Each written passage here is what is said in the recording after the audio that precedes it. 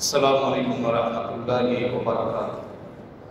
ان الحمد للہ نحمده ونستعینه ونستغفره ونعوذ باللہ من شرور انفسنا ومن سیئات اعمالنا، من يهده الله فلا مضل له ومن يضلل فلا هادي له، واشهد ان لا اله الا الله وحده لا شريك له، واشهد ان محمدا عبده ورسوله۔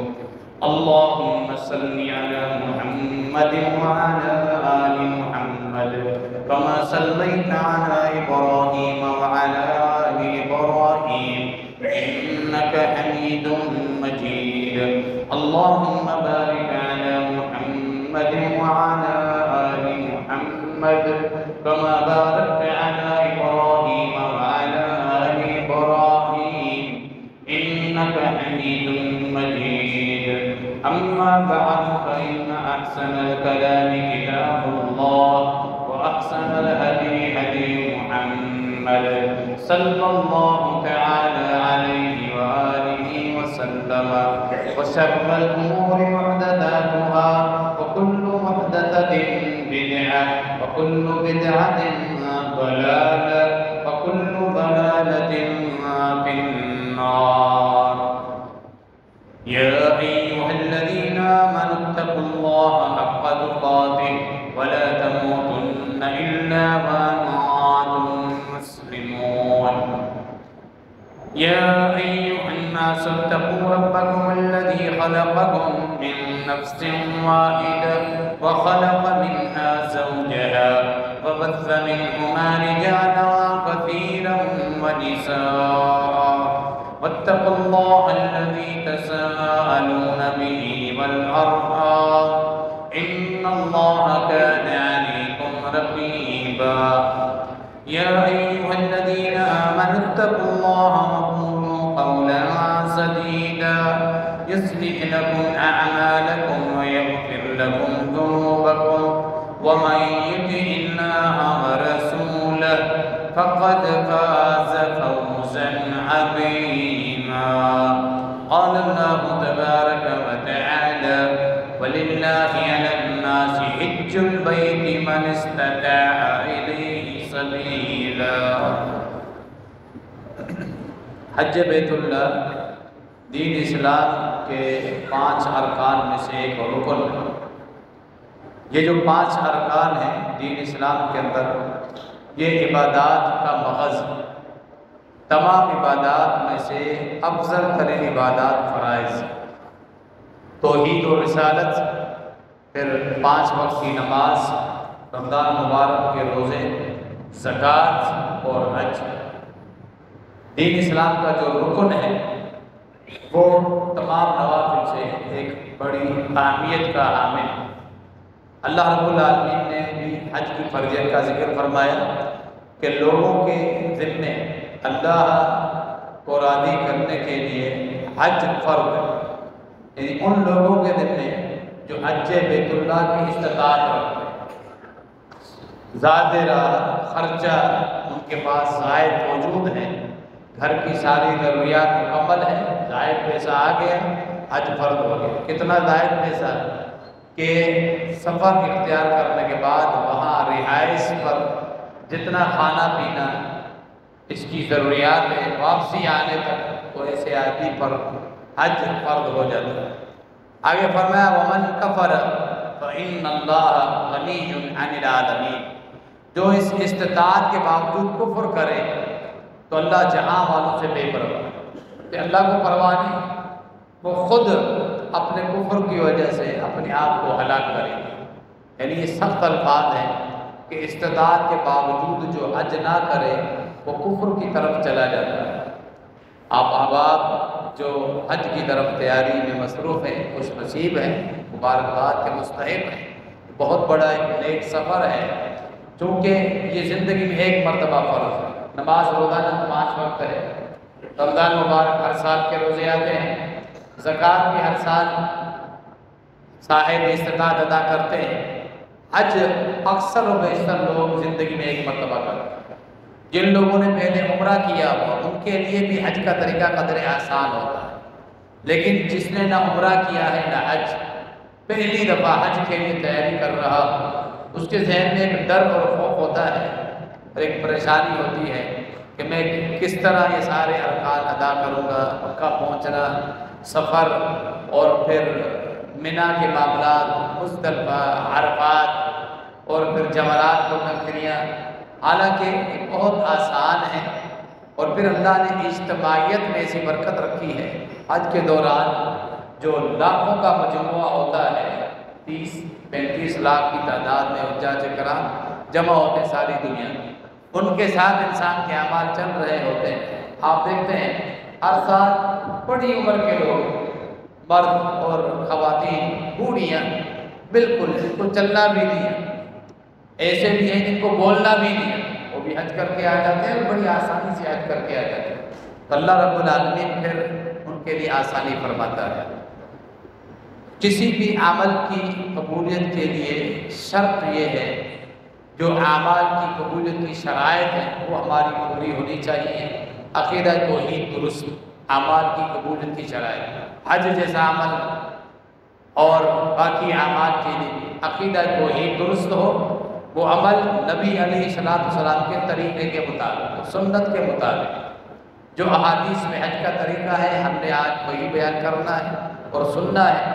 انتہائی آسان ہوگا، آپ سنیں گے، آپ کافی حد تک انشاءاللہ مطمئن ہو جائیں گے۔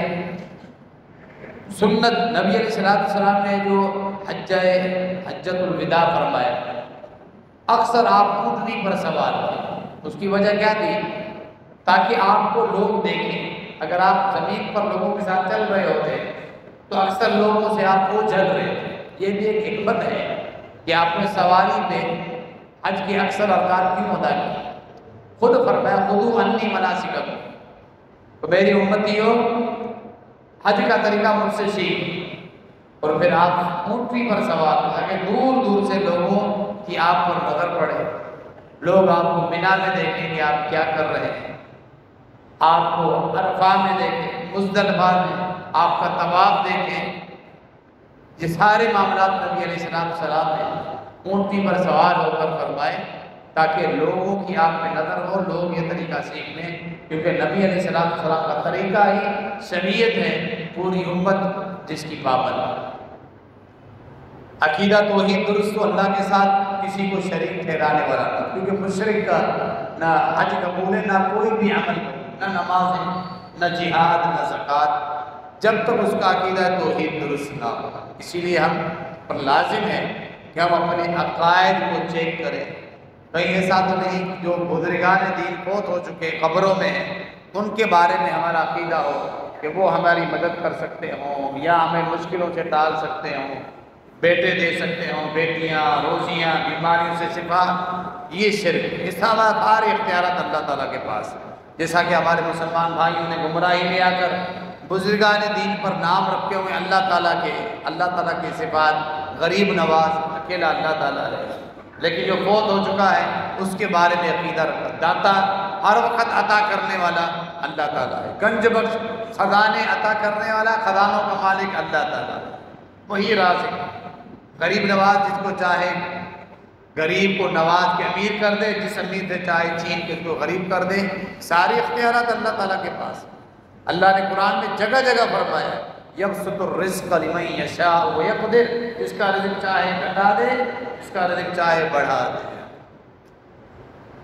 تو عقیدہ توحید درست۔ غوث اعظم پیر عبد القادر جیلانی رحمہ اللہ کو لوگ کہتے ہیں یہ غلو ہے، اللہ کی صفت ہے غوث اعظم، سب سے بڑا فریاد ہے، مشکل میں کام آنے والا اللہ تعالیٰ، جو فوت ہو گیا نہ وہ ہمیں دیکھ رہے ہیں نہ ہمیں وہ سن رہے ہیں، وہ اپنے اعمال میں گرنی ہے رب کے پاس، وہ دنیا سے کٹ چکے ہیں، دنیا کو نہیں دیکھتے۔ عقیدہ توحید درست ہو، نبی علیہ السلام کی سنت کے مطابق عمل ہو، ریاکاری نہ ہو۔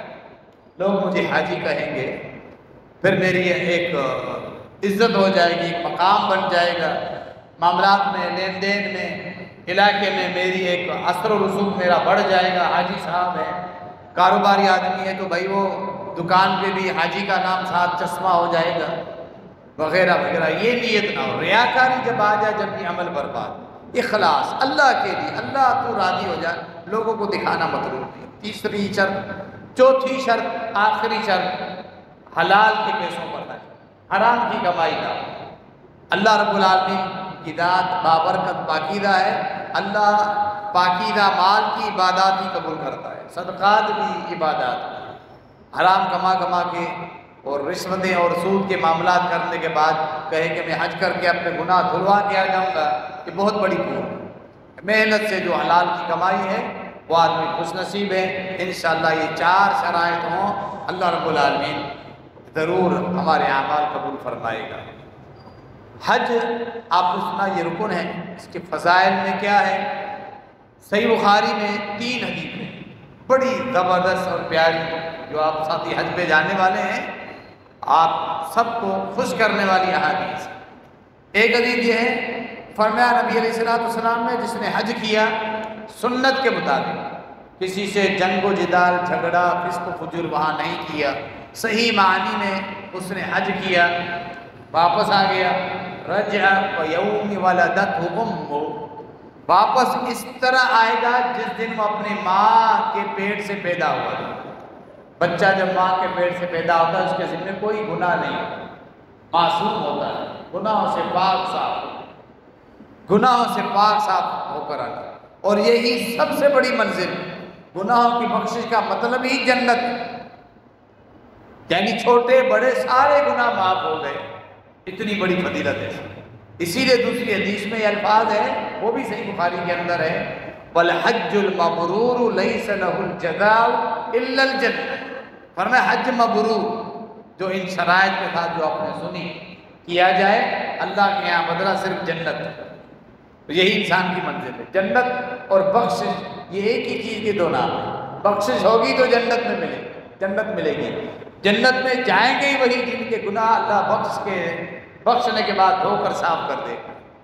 اللہ ہمیں بھی اپنے فضل کے ساتھ جنت الفردوس نصیب فرمائے۔ تیسری حدیث، جہاد کے فضائل سنیں، ام المومنین عائشہ رضی اللہ تعالیٰ، مجاہدین کی اتنی فضیلت، چند لمحوں کے لیے لڑے تو جہنم کی آگ حرام، اتنے فضائل، اتنا بڑا مقام۔ کہنے لگی اللہ کے نبی صلی اللہ علیہ وسلم خاون سے، رحمت للعالمین سے، آپ ہمیں بھی، خواتین کو بھی اجازت دیں ہم بھی جہاد کریں، مرد حضرات ہم سے نیکیوں میں آگے نکل جائیں، ہم سے بھی جتنا ہو سکے ہم کو بھی پابند کریں۔ اور نہیں، میں خواتین کو جہاد کی، جنگ کی اجازت نہیں دیتا۔ پھر فرمایا تمہیں اگر ثواب چاہیے جہاد کے برابر تو ایک عمل ہے، لَكُنَّ الْحَجُّ الْمَبْرُورُ، لَكُنَّ الْجِهَادُ الْحَجُّ الْمَبْرُورُ۔ فرمایا اگر آپ چاہتی ہو کہ تمہیں حج کا ثواب، جہاد کے برابر یہ ثواب ملے، آپ جاؤ حج مبرور کرو، وہ حج جو اللہ کی بارگاہ میں قبول ہے۔ یہ بھی حج کی فضیلت ثابت ہوئی، مجاہد کے برابر اس کا ثواب ہے جو میدان جہاد میں لڑتا ہے۔ لہذا اس عمل کو بڑی احتیاط سے اور طریقے سے اخلاص کے حلال پیسوں کے ساتھ عقیدہ درست کرنے کے بعد ادا کرنا چاہیے۔ اور پھر بالخصوص ذرے کثیر خرچ آتا ہے، یعنی کہ 12 لاکھ 13 لاکھ، کتنی ایسے ساتھی ہیں جو اپنی بیویوں سمیت، کوئی اپنی والدہ سمیت، کوئی اپنی بہن سمیت، کوئی اپنے کسی رشتہ دار سمیت جا رہے ہیں، کہ 2 آدمیوں کا خرچہ ہے جو کہ 22 لاکھ 23 لاکھ تک پہنچ جاتا ہے۔ بڑی رقم ہے جو آپ نے محنت سے کمائی ہے، جو آپ اللہ کے لیے وقف کر رہے ہیں۔ تو یہ جو آپ خرچ بھی کریں گے یہ انشاءاللہ ضائع نہیں، یہ اللہ اس کو دگنا چگنا کر کے آپ کو عطا کرے انشاءاللہ۔ بلکہ حرم مسجد نبی میں ایک نماز 1000 نمازوں کے برابر، صحیح روایت کے مطابق، ایک روایت 50,000 روایت کی، وہ صحیح 1000 نمازیں۔ مسجد حرام میں ایک نماز 1,00,000 نمازوں کے برابر، خرچہ تو اسی میں نکل آتا ہے۔ ایک نماز 1,00,000، ہماری جہاں باقی دنیا کی مساجد میں ہماری ایک نماز 1,00,000 نمازیں کب بنتے؟ روزانہ 5 کو آپ جمع کرتے جائیں، تقریباً 55 سالوں میں ہماری 1,00,000 نمازیں بنتی ہیں۔ 55 سال، اکثر لوگوں کی عمر بھی نہیں، یعنی وہاں جاتے ساتھ ہی ایک نماز پڑھتے ساتھ ہی 55 سالوں کی نمازوں کا ثواب تو لے گیا۔ تو کہاں یہ مہنگا تو سودا نہیں ہے، پھر تو یہ 11 ساڑھے 11 لاکھ پھر بھی مہنگے نہیں ہیں، اتنے جب ثواب کے ذخیرے آپ کو جمع ہو کر مل جائیں انشاءاللہ۔ تو اس بنا پر زر کثیر خرچ ہوتا ہے، تو بڑی احتیاط کے ساتھ انسان حج کے معاملات کرے تاکہ اللہ رب العالمین کی بارگاہ میں قبول ہو جائے۔ حج کی 3 اقسام ہیں، یہ تمہیدی گفتگو تھی، اب باقاعدہ ہم شروع کرتے ہیں۔ حج افراد، حج قران، حج تمتع، 3 قسم کے حج ہوتے ہیں۔ حج افراد کیا ہے؟ اکیلا حج جس کے ساتھ عمرہ نہیں ہوتا۔ حجاج کرام اکثر جو عرب کے لوگ آتے ہیں انہی دنوں میں 7 تاریخ کو آتے ہیں یا 8 تاریخ کو ڈائریکٹ، ان کو قریب کی ریاستیں ہوتی ہیں، شہر ہوتے ہیں، بسوں کے ذریعے آتے ہیں اور ڈائریکٹ 8 تاریخ کو مینا پہنچ جاتے ہیں۔ حج کے ارکان شروع ہوتے ہیں 8 تاریخ سے 13 ذی الحجہ، 8 ذی الحجہ سے 13 ذی الحجہ تک۔ حج کے دن صرف یہ پہلے 1.5 مہینے کا جو ہمیں پیکیج دیا جاتا ہے، اس لیے کہ ساری دنیا سے لوگ آتے ہیں، فلائٹس آ رہی ہوتی ہیں، پھر ان کو واپس بھی جانا ہوتا ہے۔ تھوڑے دنوں میں اتنی ساری فلائٹس وہ سما نہیں سکتی، شیڈول بن نہیں سکتا، اسی لیے شیڈول کو یہ لمبا کر دیا جاتا ہے تاکہ فلائٹس آتی رہیں پھر جاتی رہیں۔ اسی بہانے ہمیں بھی 44 45 دن 40 دن مل جاتے ہیں، بہت بڑی غنیمت ہے۔ میں تو اکثر ساتھی جو ہمارے کاروباری ہیں ہر وقت رات دن لگے رہتے ہیں کام کاج میں، اللہ ان کو جزائے خیر دے، نمازیں بھی پڑھتے ہیں پھر بھاگے اپنے کام پر۔ میں تو ان کو کہتا ہوں اللہ نے یہ 1.5 مہینہ آپ کو وہاں کاروبار سے آزاد کرا کے اپنی عبادت کے لیے وقف کر دی، بس عبادت ہے۔ اس کاروباری معاملات میں الجھنوں میں جو آپ پڑے رہتے ہو نا، 1.5 مہینے کے لیے بس آپ اپنی عبادتیں کرتے رہے، ایک سکون اور ریفریشمنٹ آپ کو مل جائے، عبادت بھی ہوتی ہے اور پھر آپ کعبۃ اللہ کی زیارتیں بھی کرتے ہیں، وہاں کے مخصوص مقامات کی زیارتیں بھی کرتے ہیں، مدینہ منورہ کی زیارتیں، مسجد نبوی، قباء، یہ ساری چیزیں۔ جبل احد بڑی خوش نصیبی ہوتی ہے کہ جس زمین پہ اللہ کے نبی علیہ السلام کے مبارک پاؤں پڑے، جہاں آپ کی پیدائش ہوئی، جہاں آپ نے زندگی گزاری، وفات ہوئی، وہ جگہیں دیکھنا بہت بڑی فضیلت والا یہ عمل ہوتا ہے۔ تو حج کی 3 اقسام جو میں آپ کو بتا رہا تھا، حج افراد جس میں خالی حج ہوتا ہے، 8 تاریخ کو لوگ پہنچتے ہیں ڈائریکٹ اور پھر وہ احرام باندھ لیتے ہیں، 8 تاریخ سے ہی احرام باندھتے ہیں۔ دوسرا ہوتا ہے حج قران۔ حج قران کیا ہوتا ہے؟ حج کے دنوں میں حاجی پہنچتے ہیں، اس میں حج اور عمرہ دونوں شامل ہوتے ہیں۔ قران یعنی ملانا، قران ملانا، حج اور عمرہ ساتھ ہوتا ہے، اور جاتے سے ذی الحجہ کے شروع میں یا ذی القعدہ کی آخر میں پہنچتے ہیں اور جاتے ساتھ عمرہ کرتے ہیں، لیکن احرام کھولتے تھے، احرام کی پابندیاں چلتی رہتی ہیں، پھر جا کے وہ 8 تاریخ کو حج کر کے حج سے فارغ ہوتے ہیں، جب جا کے احرام کھولتے ہیں۔ یہ تھوڑا مشکل ہے، اس میں مسلسل انسان پابندی میں رہتا ہے جو احرام کی پابندی ہے۔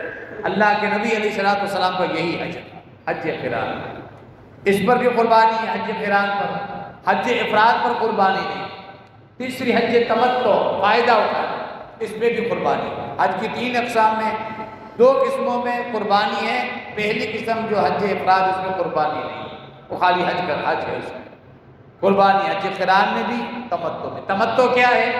اکثر ہم حج تمتع کرتے ہیں، فائدہ اٹھانا۔ ہم ذی القعدہ میں پہنچیں گے، پہنچتے ساتھ ہی عمرہ کریں گے، عمرہ سے فارغ ہو کر اپنا احرام کھول لیں، اب نارمل زندگی گزاریں گے، وہاں بیٹھ کے نفلی طواف کرتے رہیں گے، بیت اللہ میں نمازیں پڑھتے رہیں گے، اور پھر 8 تاریخ کو حج کا احرام باندھیں گے۔ یہ ہے حج تمتع، یعنی فائدہ اٹھانا۔ اس میں کیونکہ ایک ہی سفر میں 2 عبادتیں ہوئی، تمتع، اسی لیے اس کو فائدہ اٹھانے والا حج ہے۔ اس میں بھی قربانی ہے، اسی لیے ہم نے اکثر جو سرکاری طور پہ جنہوں نے فارم بھروائے ہیں انہوں نے قربانی کے بھی پیسے جمع کروا دیے ہیں، کیونکہ ان کا حج تمتع ہے۔ اور اسی لیے ہم حج تمتع کے حساب سے بیان کریں گے کہ تقریباً دنیا کے 90% لوگ حج تمتع ہی کرتے ہیں، پاکستان کے افراد سب حج تمتع ہی کرتے ہیں۔ ہم نے وہاں 2017 میں حج کے دوران دیکھا تھا، ایک آدمی کو یمن کا تھا، حج قران کی نیت سے آیا، ہم نے اس کو دیکھا بہت پریشان، مسلسل احرام میں، علماء سے مل رہا ہے میں حج کو فسخ کروں، نیت تبدیل کروں، کیا کروں، بڑا پریشان آپ نے اس کو دیکھا۔ میرے شوق اور جذبہ جو اللہ کے نبی علیہ السلام والا حج تھا، حج قران میں، وہ حج نوجوان تھا، یمن کا نوجوان، لیکن اتنا پریشان تو پھر رہا تھا، علماء کسی جو عالم ملے اس کو پکڑ لیتا، میں پریشان ہو گیا، میں کیا کروں، ابھی حج کے دن کافی دور ہے، عمرہ میں نے کر لیا ہے، حج قران کی نیت کر لی ہے، احرام میں نے باندھا ہوا، میں کیا کروں؟ فرمایا کہ اب آپ کسی میں تکلیف ہے، مشقت ہے، آپ کو ثواب ملے گا، لہٰذا حج تمتع میں آسانی ہے۔ نبی علیہ الصلوۃ نے بھی حج تمتع کرنے کا حکم دیا ہے، کوئی وجہ دی، کچھ حج قران کیا، فرمایا کہ اگر پہلے میں سوچتا تو میں بھی حج تمتع کرتا، آپ نے باقی صحابہ کو حکم دے کے ان سے حج تمتع کروایا۔ اب حج تمتع میں کیا ہے، ہم جاتے ساتھ ہی پہلے عمرہ کریں گے اور عمرے سے فارغ ہونے کے بعد ہم حج کریں گے، اسی لیے اب تقریباً احکامات عمرے کے اور حج کے ملتے جلتے ہیں۔ اس ترتیب میں ہم عمرے کا طریقہ بیان کرتے ہیں جس میں میقات اور احرام ساری چیزیں آ جائیں گی، حج کی جو باقی تھوڑی چیزیں ہیں وہ پھر ہم بعد میں بیان کر دیں گے، تاکہ ہماری اس مجلس میں یہ طریقہ اس کا ایک خاکہ ہمارے سامنے آ جائے اور پھر معاملہ ہم سمجھ جائیں اور ہمارے لیے آگے بھی آسانی ہو۔ اب حج تمتع میں کیا ہے، عمرہ ہے، آپ گھر سے روانہ ہوتے ہیں، ایئرپورٹ پہ پہنچتے ہیں، باقی یہ چیزیں تو آپ نے معلوم کرنے کی ضروریات کی چیزیں آپ نے لے کے جانی ہیں، احرام کی چادریں مردوں کے لیے اور خواتین کے لیے، یہ سارے معاملات کا علم ہونا چاہیے۔ مرد کی احرام کی 2 چادریں ہیں جو یعنی کہ سلی ہوئی ہیں انسان کے جسم کے حساب سے، انڈر ویئر ہے، شلوار ہے، قمیص ہے، جبہ ہے، پاجامہ ہے، یہ پہننا منع ہے۔ سر ڈھانپنا، ٹوپی ہے، پگڑی ہے، یہ مرد کے لیے منع ہے، سادہ سی 2 چادریں اس نے لگانی ہیں۔ خواتین کا احرام کیا ہے، عبایا، عام عبایا جو پہنتی ہیں، کوئی خاص لباس کی پابندی نہیں۔ خواتین کے اوپر صرف 2 پابندیاں ہیں، وہ سمجھ رہے ہیں، جو خواتینوں پر بیٹھی ہیں وہ بھی، اور جو حضرات جن کے ساتھ خواتین ہیں وہ بھی اپنی خواتین کو سمجھائیں۔ ایک نقاب نہیں پہننا، دوسرا دستانے گلوز جو ہوتے ہیں وہ نہیں پہننا، بس صرف یہ 2 پابندی ہیں، نقاب نہیں لگانا اور دستانے نہیں پہننا، باقی وہ جرابیں بھی پہن سکتی ہیں، مردوں پر جرابیں پہننا منع ہے، احرام کی حالت میں جرابیں پہننا مردوں کے لیے منع ہے، خواتین پہن سکتی ہے۔ خواتین پر کیا پابندی ہے، ہاتھ کے دستانے، گلوز، ہینڈ کور جو ہوتے ہیں وہ، اور نقاب۔ اچھا، اس کا مقصد یہ نہیں کہ کپڑا چہرے پر ڈھانپنا ہی نہیں، یہ غلط، یہ غلطی ہے۔ کیا ہم دیکھتے ہیں کہ خواتین پھر سوچتی ہیں کہ اکثر خواتین تو کہتی ہیں نقاب نہیں لگانا مطلب کہ پردہ ہی نہیں کرنا۔ نوجوان خواتین وہ حج میں بغیر پردے کے چل رہی ہے، وہ اسکارف لگا لیتی ہے، چہرہ پورا کھلا ہو، یعنی حج کرنے آئی لیکن شرعی مسئلے کا پتہ نہیں، اور یہ ایک غلطی کر رہی ہے، حالانکہ چہرہ پردہ ہے، پردہ کرنا ہے، سیدھا کپڑا سر سے لٹکا دے جس سے آپ کا چہرہ چھپ جائے۔ نقاب لگانا منع ہے، پردہ کرنا منع نہیں ہے، یہ بہت بڑی غلطی ہے جو خواتین حج کے دوران، عمرے کے دوران کرتی ہیں۔ دوسری غلطی کیا ہوتی ہے، وہ سمجھتی ہیں پردہ تو کرنا ہے لیکن کپڑا چہرے کو ٹچ نہ کرے، چہرے کو چھوئے نہیں، پھر وہ کیپ لگا لیتی ہیں۔ آپ دیکھیں خواتین کی عبایا میں کچھ ایسے دکاندار ہیں، انہوں نے خاص خواتین کی عبایا میں وہ کیپ نما ٹوپی کی طرح عبایا بنا کے خواتین کے رکھا ہو، ساری جاہلیت ہے، ہمیں علم نہیں ہے اس چیز کا۔ حالانکہ سیدھا کپڑا اگر چہرے کو لگتا رہے تو کوئی حرج نہیں، چہرے کو کپڑا ٹچ کرے اس پر کوئی فدیہ نہیں، کوئی دم نہیں، سیدھا کپڑا چہرے پر خاتون لٹکا دے گی جس سے اس کا پردہ رہے، صرف نقاب لگانا منع ہے، یہ چیز آپ سمجھ لیں۔ مردوں کے لیے پابندی کیا ہے، کیونکہ لباس کے حساب سے چپل میں جوتیاں ایسی پہننی ہیں جس سے ٹخنے ظاہر، یہ بات بھی اہم ہے۔ ہم مشہور ہیں، بالخصوص احناف نے مشہور کیا ہوا ہے، ہم ان سے متاثر ہیں کہ یہ پاؤں کی پشت ظاہر کرنا لازمی، حالانکہ ایسی کہیں بھی شرط نہیں ہے۔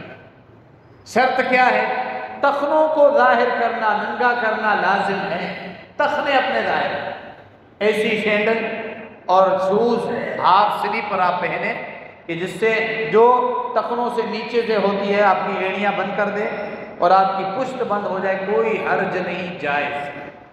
پھر مردوں کے لیے، خواتین پر کوئی پابندی نہیں پاؤں کے حوالے سے، پشت کو ظاہر کرنا یہ لازمی شرط ہے۔ اسی لیے وہ 2 تسموں والی چپل جو ہوائی چپل عام ہے وہی پہنتے ہیں، حالانکہ آپ جو ہو کر آئے ہیں ان کے علم میں ہوگی بات، یا جو پہلی دفعہ جا رہے ہیں وہاں خوب چلنا پڑتا ہے، چاہے آپ کا کتنا بھی اچھا پیکیج ہو، چلنا آپ کو پیدل ضرور پڑتا ہے۔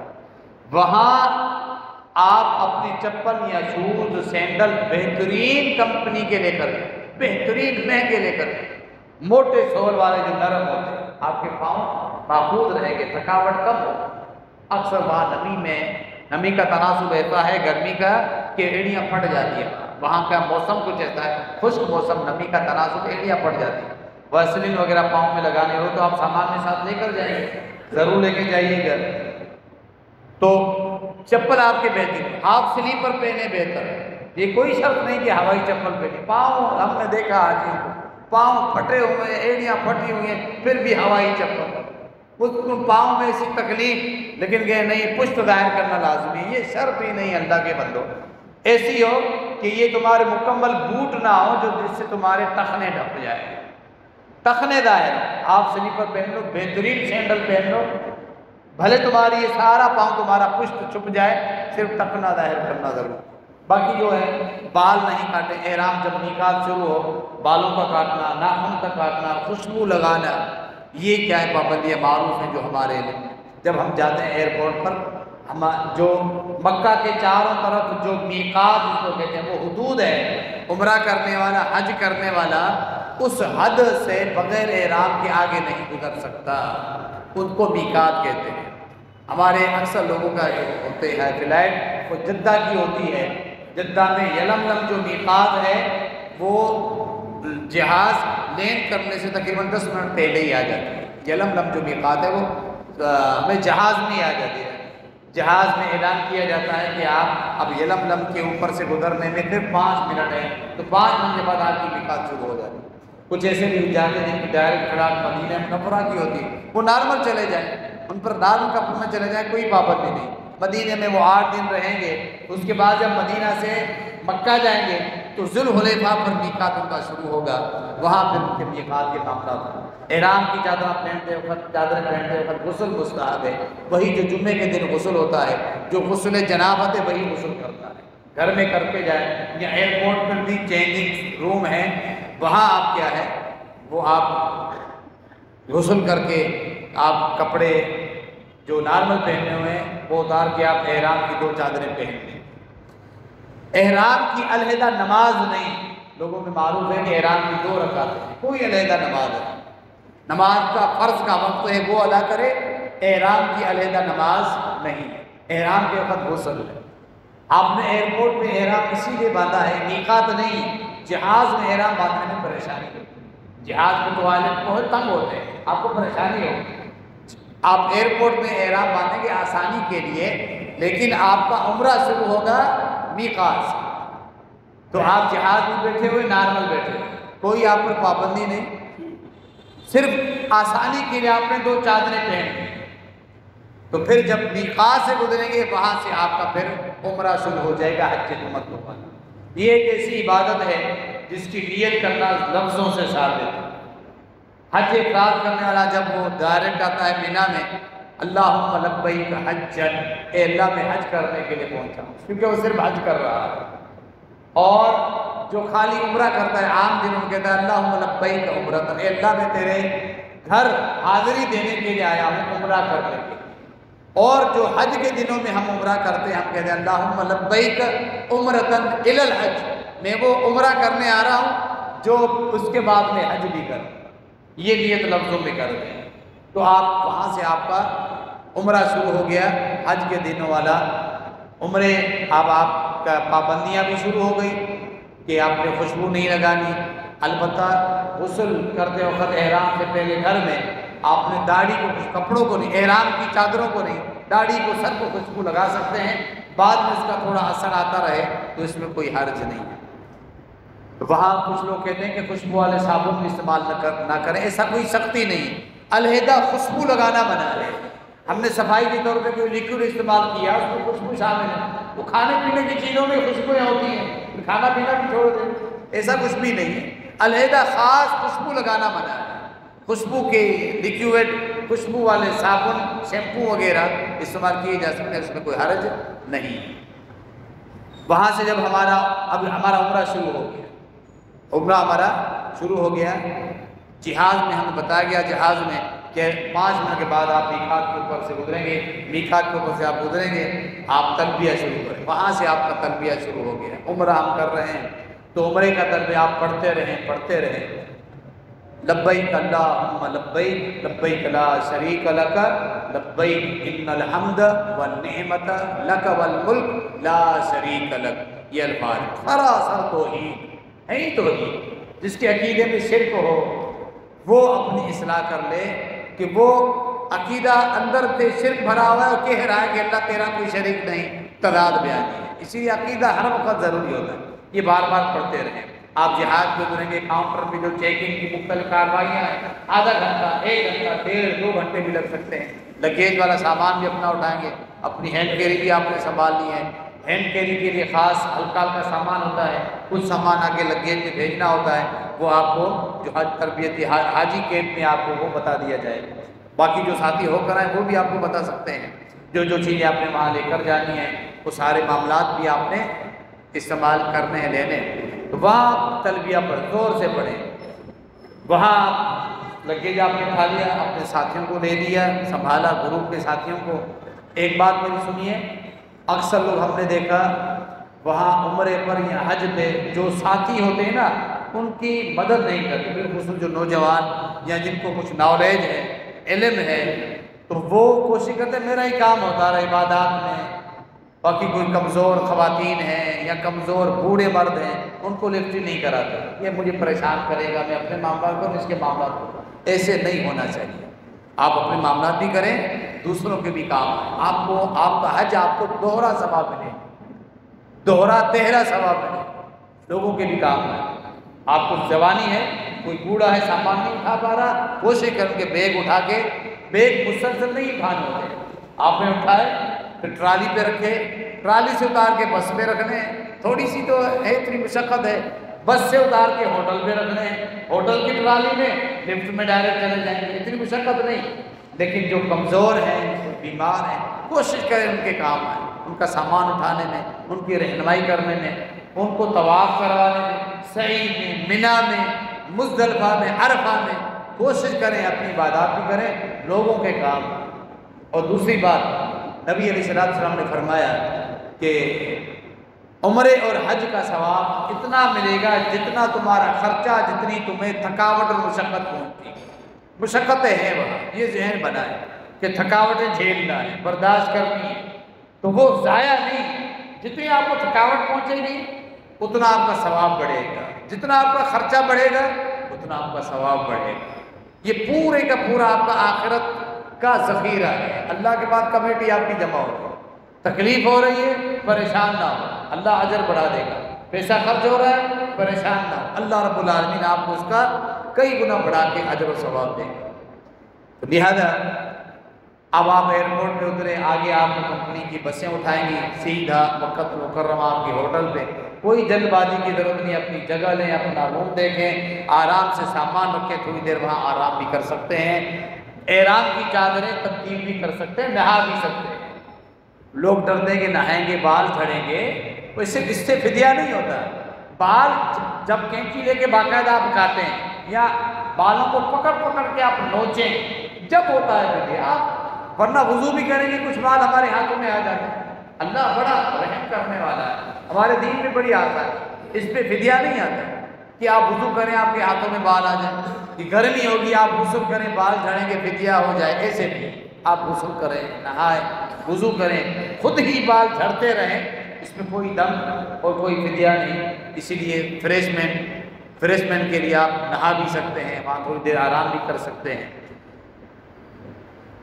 اس سفر کے دوران آپ بس میں بیٹھے ہیں، آگے مکہ المکرمہ، پھر آپ آگے وہ طواف کرنے کے لیے بیت اللہ پہنچے، تلبیہ آپ نے پڑھتے رہنا جب تک آپ کا طواف شروع نہ ہو، وقفے ہوتے ہیں، تلبیہ پڑھیں، نبی علیہ السلام پر درود شریف پڑھتے رہیں، عام ذکر و اذکار کریں، قرآن مجید کی تلاوت، عام گفتگو بھی ضرورت کے لیے کر سکیں، فضول گفتگو تو ویسے ہی منع ہے، باتوں میں سے بھی بچنا چاہیے۔ ایک غلطی جو ہوتی ہے وہاں لوگ تلبیہ نہیں پڑھتے، بڑی سستی کرتے ہیں، بلکہ ہم نے دیکھا ہے جو تلبیہ پڑھتے ہیں زور سے ان کو بھی تعجب سے دیکھ رہے ہیں اس مولوی صاحب کو کیا ہوا ہے۔ میں بات یہ اکثر کرتا ہوں، ہمارے پاکستان میں آپ جلسوں میں سیاسی جلسوں میں نعرہ بازی کا ان کو بولو کیسے ان کے گلے پھاڑ پھاڑ کے خام خواہ کی نعرہ بازی فضول ہوئی ہے، ایسے پھٹ رہے ہوتے ہیں۔ وہاں جہاں زور سے بولنا ہوتا ہے خاموش، وہاں ان پر سستی چھا جاتی ہے، بالکل ایسے لاغر مغفل غافل یوں پڑے رہتے ہیں سیٹوں پر، یہاں زور سے بولتے ہیں۔ صحابہ کرام کہتے ہیں ہم نے تلبیہ اس قدر زور سے پڑھا، دو الفاظ آتے ہیں صحابہ کرام کہ ہمارے گلوں میں درد پڑ گیا، ہمارے گلے پھٹنے لگے، ہم تلبیہ اس قدر زور سے پڑھتے جا رہے ہیں۔ دوسری الفاظ کہ پہاڑوں سے ہماری گونج کی آواز واپس آنے لگی، اس قدر زور سے ہم تلبیہ پڑھ رہے ہیں۔ لوگ پڑھو، آپ نے لوگوں کو ابھارنا ہے۔ لوگ ایسے ہیں جو آپ کو چپ کرانے کی کوشش کریں گے، آرام سے ہمیں سکون سے سفر کرنے دیں۔ تلبیہ پڑھنا ہے دور میں پڑھتے رہے، ایئرپورٹ میں سامان اٹھانے کے دوران، کاؤنٹر پر چیکنگ کے دوران وقفے وقفے سے تلبیہ پڑھتے رہے، بس میں سفر میں، جب تک پھر ہوٹل میں پہنچیں بس میں بھی تلبیہ پڑھتے رہیں، پڑھاتے رہیں۔ اور شرمائے نہیں کہ میں زور سے پڑھ رہا ہوں سب لوگ مجھے دیکھ رہے ہیں، بلکہ لوگوں سے خود پڑھوائیں، تلبیہ زور زور سے پڑھتے جائیں۔ وہاں تو ایسے بھی لوگ دیکھے گئے وہ جا رہے ہیں احرام کی حالت میں موبائل پر گیم کھیلتے جا رہے ہیں، لوگ اس قدر بے پرواہ ہیں، بس وہ پیسہ آ گیا بس عمرہ کرنے آیا، عمرہ کیوں کر رہے ہیں اس کی پرواہ نہیں۔ میں نے خود دیکھا مدینے سے ایک دفعہ جا رہے تھے وین پر مکہ المکرمہ عمرہ کر رہے ہیں، میرے سامنے نوجوان لڑکا بیٹھا ہوا تھا احرام کی چادریں پہن کے موبائل فون پر گیم کھیل رہے، ایسی حالت ہے لوگوں کی۔ تو اپنے آپ کو عبادت کی طرف ہمارا تصور جائے، تلبیہ پڑھتے جائیں، فضولیات سے بچیں۔ وہاں پہنچنے کے بعد آپ نے آرام کیا، وہاں آپ پہنچے مکہ بیت اللہ، اگر نماز چل رہی ہے حرم میں نماز میں شامل ہو جائیں، نماز کے بعد آپ کا طواف کرو۔ عمرے کی ارکان کیا ہے؟ عمرہ، احرام، طواف، سعی اور بالوں کا منڈوانا یا کٹوانا، 4 ارکان ہیں، خواتین کے لیے بھی مردوں کے لیے بھی۔ عمرے کے 4 ارکان ہیں، احرام کی پابندیاں جو ہے، طواف کے ساتھ چکر، سعی کے ساتھ چکر، اور آخر میں بال منڈوانا یا کٹوانا، یہ عمرے کے 4 ارکان ہیں جو ہم ذہن میں بٹھا دیں۔ جی دو نفل جو پڑھتے ہیں وہ ارکان میں نہیں، مستحب میں سے، وہ اگر چھوٹ جائے تو عمرہ ہو جائے۔ ارکان کا مطلب ہے جن کے بغیر ہمارا عمرہ نہیں، ٹھیک ہے، مطلب یہ لازمی چیزیں ہیں، باقی تو وہاں کچھ پڑھنا بھی ہوتا ہے، وہ ساری اس کی زوائد میں۔ ہم پہنچے، دور سے سبز بتی ہمیں نظر آئے گی، حجر اسود یہاں اس طرف، ہم گھوم کے کعبۃ اللہ میں کسی بھی دروازے داخل ہوں، کعبۃ اللہ پر پہلی نظر پڑھنے پر دعا صحابہ کرام سے ثابت ہے، پڑھ سکتے ہیں، دعائیں پڑھیں، اور مسجد حرام میں داخل ہونے کی وہی دعائیں جو مسجد میں داخل ہونے کی دعائیں، وہی، کوئی خاص علیحدہ دعا نہیں ہے۔ احرام پر پہلی نظر پڑے تو دعا، کعبۃ اللہ پر پہلی نظر پڑے دعا کر سکتے ہیں، کسی مرفوع حدیث میں نہیں ہے کہ وہ دعا کی قبولیت، ویسے وہ پورا شہری دعاؤں کی قبولیت، عمرے کا سفر ہی دعاؤں کی قبولیت ہے۔ سفر کے آداب میں سفر کی دعاؤں کا میں نے تذکرہ نہیں کیا، وہ بھی آپ یاد کر کے پڑھیں، وہ ساری چیزیں، کیونکہ اب اتنی تفصیل میں جا نہیں سکتے، اس لیے چیدہ چیزیں کوشش کر رہا ہوں کہ میں بیان کروں۔ اب آپ نے جو طواف قدوم اس کو کہتے ہیں، عمرے کا پہلا آپ کا طواف، 7 چکر جو ہو گیا آپ کے، ان 7 چکر کا مطلب کیا ہے؟ حجر اسود سے آپ کا چکر شروع ہوگا، حجر اسود پہ ختم، اس طرح 7 چکر آپ مکمل کریں گے۔ اس میں پہلے طواف میں ہوتا ہے استباع، یعنی کہ مرد حضرات اپنا سیدھا جو کندھا ہے اس کو ننگا کریں، وہ کھول دیں گے، وہ چادر جو پلو جو اوپر آتا ہے وہ بغل سے نیچے کھینچیں گے اور سیدھا کندھا ہم اپنا کھلا چھوڑ دیں گے، پہلے تفر طواف قدوم میں اور طواف کے دوران ہی، بس پہلے طواف میں 7 چکروں میں سیدھا کندھا ہمارا کھلا رہے، طواف کے دوران اگر نماز کا وقت ہو جائے نماز میں شامل ہو جائے اور کندھا ڈھانپ لے، کیونکہ نماز کے لیے کندھوں کو ڈھانپنا ضروری ہے مردوں کے لیے۔ تو یہ صرف طواف کے دوران، بلکہ لوگوں سے غلطی کیا ہوتی ہے کہ وہ ایئرپورٹ سے ہی شروع سے ہی کیا ہے استباع کر لیتے ہیں، سیدھا کندھا کھلا چھوڑ دیں ایئرپورٹ سے، غلط۔ یہ تو صرف طواف کے دوران سیدھا خالی کرنا ہوتا ہے، بس طواف مکمل ہوا پھر دوبارہ اس کو بند کر دیں، ڈھانپ دیں۔ نہیں، لوگ اکثر بھی یہ غلطی کرتے ہیں۔ دوسری چیز پہلے طواف میں کیا ہوتی ہے؟ رمل۔ رمل یعنی پہلوانوں والی شان، چھوٹے چھوٹے قدم کندھے ہلا ہلا کے چڑھنا۔ پہلوان جب کشتی میں پچھاڑ دیتا ہے نا اپنے دشمن کو، لوگوں سے داد طلب کرنے کے لیے کندھے ہلا ہلا کے چڑھتا ہے۔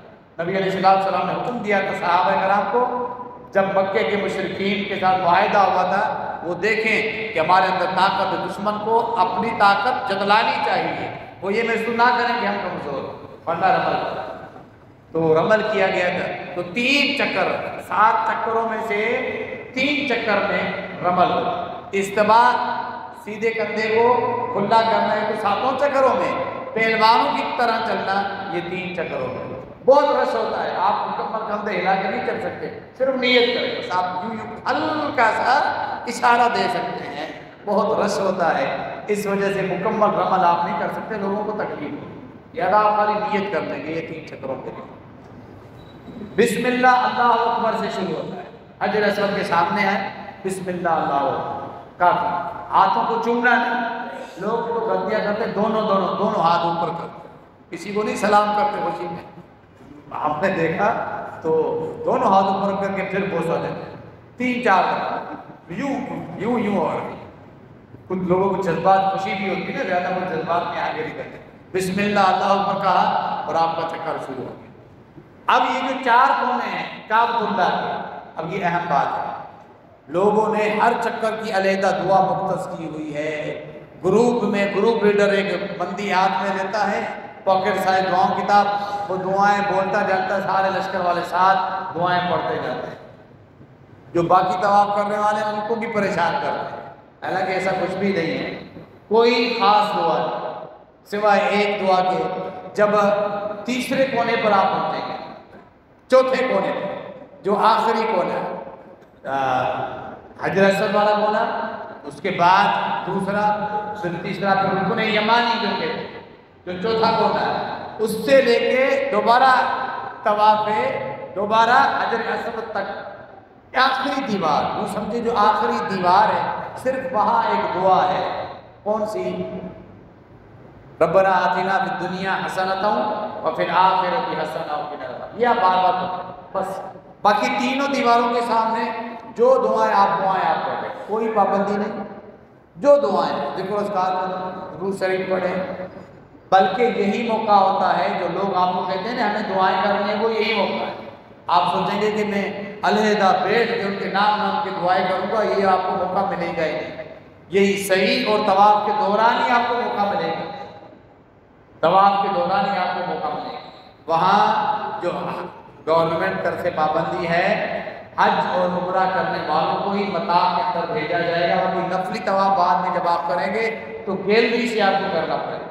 لوگ دھوکہ دینے کے لیے نفلی طواف کرنا ہوتا ہے، چادریں پہن کے آتے ہیں تاکہ ان کو پتہ چلے کہ ہم بھی عمرہ کر رہے ہیں، تاکہ ہمیں مطاف میں جانے کی اجازت مل جائے، یہ دھوکہ ہے۔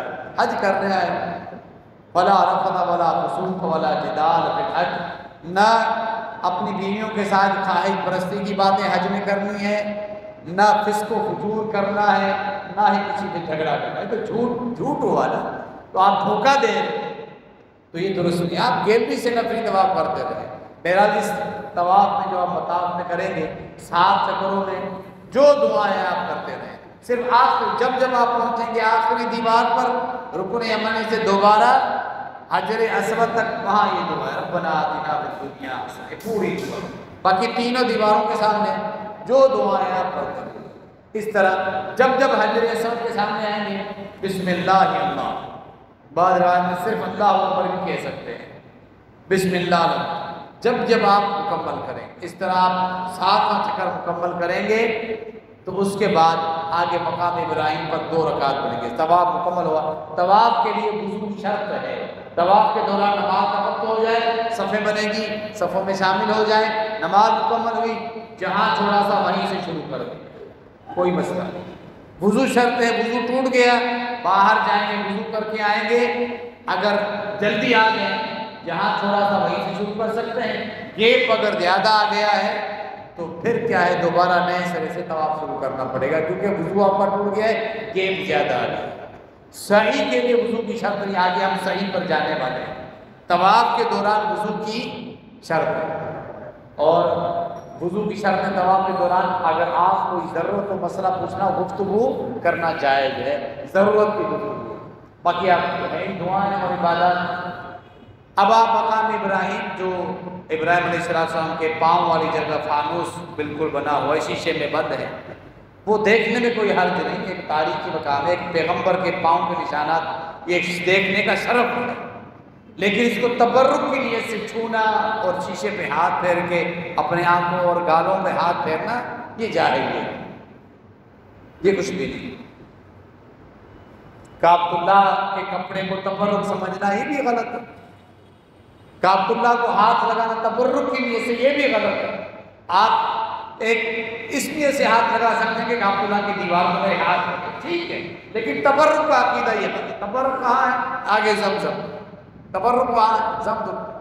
دوسرا ملتزم، حجر اسود اور دروازے کے درمیان 4-5 فٹ کا فاصلہ، وہاں چمٹ کے دعائیں مانگنا طواف کے دوران۔ اس کے علاوہ بھی کبھی آگے آپ ملتزم سے چمٹ جائیں، رش بڑا ہوتا ہے حجر اسود پر، ملتزم پر کمزور لوگ کوشش نہ کریں، اللہ ان کو نیتوں کا ثواب دے گا۔ جس کے پاس جوانی صحت ہے وہ کوشش کریں، خواتین تو بالکل کوشش نہ کریں، کیونکہ حجر اسود ہر آدمی کے حق میں گواہی دے گا جو اس کو بوسہ دے یا دور سے استلام کرے، انشاءاللہ قیامت کے دن سب کے حق میں گواہی دے گا۔